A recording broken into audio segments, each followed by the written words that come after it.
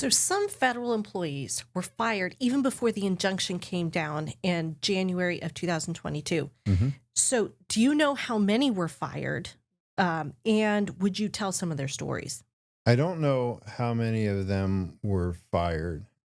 It's really hard to say. I guess you could say it was a minority, but it was the people who were most vocal. But the fascinating thing, but even for those who weren't fired, there were people who were locked out of buildings, locked in buildings, in skiffs, um, and had their belongings. They were supposed to go on international travel. They had their belongings packed up, and now you can't go on this international travel because you won't get the vaccine. And by the way, if you want your stuff back, you have to get the vaccine. Sort of thing. So, What? yeah, yeah, but the thing is, so many of them, and it's a theme because we sit down and we discuss the case, or we'll discuss after, or we're just bringing it as facts. So many of them were the real go-getters, the people that leadership were relying on to get everything done. That 20% that actually makes an organization run. Like those were the people. And So the leaders within the agencies, yeah, those people who spoke up very, very strongly, it was those people who were retaliated against like immediately. yeah, well, exactly. So the people who are performing so well on every other task, they see something wrong with this vaccine mandate, and they know enough because of the instincts that made them an excellent federal employee. Say this isn't right. This isn't what I'm showing up every day and working my butt off to support.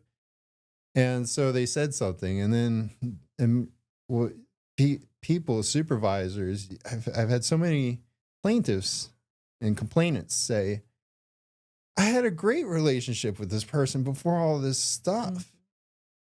And now over this vaccine thing, they completely turn on me, and they're instituting disciplinary action and what's the phrase? Disciplinary action up to and including termination from federal employment. What the heck? I've been doing an excellent job, and then over and over again, you hear people from our membership and from our classes like, I was proud to be working for the federal government. I loved doing something for my nation because I felt like I was standing for something and serving my country. And then my country completely flips on all the ideals that I thought I was upholding by showing up and busting my butt all day. And it's a deeply, I don't know if traumatizing is the wrong word, but unsettling. Like the ground has shifted beneath my feet. Like this is my day-to-day life, and suddenly I'm finding out that when it really matters, the people I was counting on to uphold the ideals I care so deeply about are nowhere to be found. And that's just devastating. So I heard a story, I think from one of the Boyd and Gray and Associates lawyers, that there were 2 federal employees who were fired right before the injunction came down. Oh yeah. Would you like to talk about that briefly? Sure. Well, I'm only aware of the sort of the outlines of those particular instances, and it was actually Boyd and Gray who was a little closer to those plaintiffs. But that's not an isolated thing. There were a few others just in our universe where things happen right before the mandate. Having worked in the government, what is the line? Don't attribute to a conspiracy what you can explain by incompetence. I think there's a lot of truth to that. So maybe there was nothing is a horrible coincidence. But I think that with the ones that you're mentioning with Boyd and Gray, I think there's more to it than that. I think that there's reason to think that, the timing, there was something to the timing there. And what was interesting about it is the lawyers called the agencies and asked them to take back, because it was like 12 hours later the injunction came in. Oh, yeah. And they asked the agencies to take back the federal employees, and the agencies refused. Yeah, that sounds about right. Yeah. that's the world we're living in right now. So, do you have evidence of blacklisting? We've been seeing this a little bit more recently. Well, probably a year ago or a year and a half ago. And then there's been another wave that we've been noticing. There's been some blacklisting going on amongst the federal employees that pushed back. Do you have evidence of blacklisting? Have you seen it? Well, in terms of a centralized place, the agencies would have records of the people who requested accommodations or who didn't get the vaccine.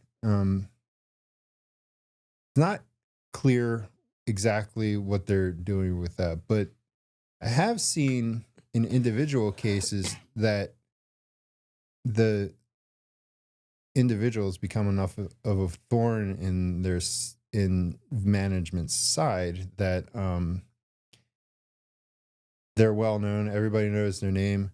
The management gets together. I have seen evidence of management getting together, and then they have water cooler talk about, oh, this guy, he's such a pain in the arse and everything else.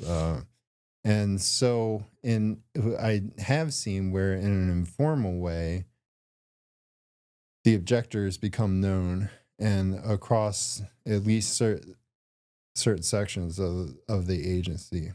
Now, what the agencies are doing on a global level with some of this information, I mean, it remains mysterious, at least to me.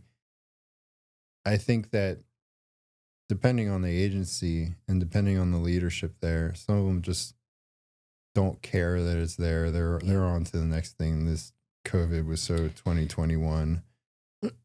But some of them, I think, are just, I don't know, they're really dedicated to this COVID shit, and they want to stamp out.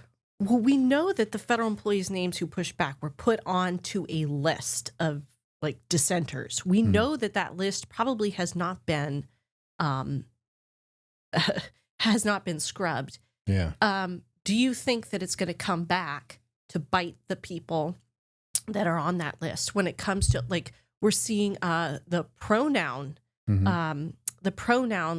usage be like mandated, like you have to call me by my certain pronoun. Right. Do you think the people who put in exemptions that's going to be kind of compared against the original list of COVID dissenters?